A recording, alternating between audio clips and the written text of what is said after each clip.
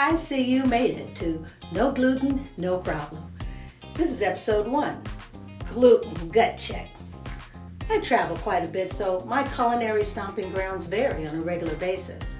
Several years ago, while visiting Anchorage, I decided to extend my stay through the weekend to allow for a day trip on a cruise ship.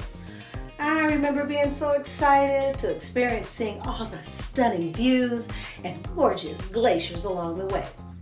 When booking the tour, we had to select from limited options for our lunch. Easy enough, right? Vegetarian chili or whitefish chowder. For me, I love seafood of all kinds, so my choice was easy. I was ecstatic. Midway through the phenomenal adventure, lunch was served, and I devoured deliciously thick and chunky fish chowder like there was no tomorrow. And unfortunately for me, as a result, there almost wasn't. By the time the ship disembarked, my stomach turned from super satisfied to sorely soured. Once I got back to my hotel, I could barely just crawl into bed, which thankfully was only steps away from the bathroom. This went on through the night and into the next day. I thought for sure I had food poisoning, although being nauseous, I wasn't throwing up.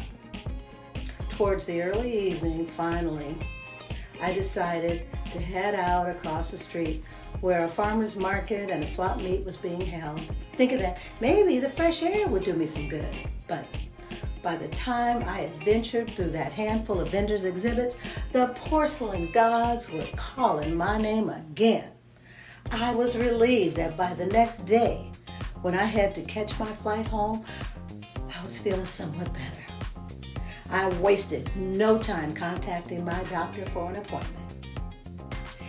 Now, while I was there, after going over the events of my weekend, my doctor asked about whether there were other incidents and if I experienced stomach issues on a regular basis. I had to think. It did seem that if the diarrhea and bloating, upset stomach, and random rashes were recurring regularly, I had been feeling somewhat off almost every day. She suggested that I try the elimination diet. So for the next 3 to 4 weeks, during which time I would eliminate certain things and then reintroduce them back into my system so I could pinpoint the culprit.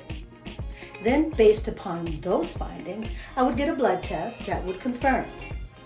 Long story short, it was confirmed that although I did have a gluten intolerance, I was probably not celiac.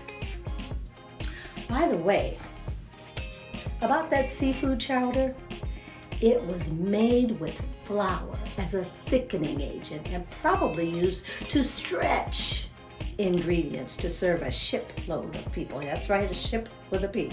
So here are the facts.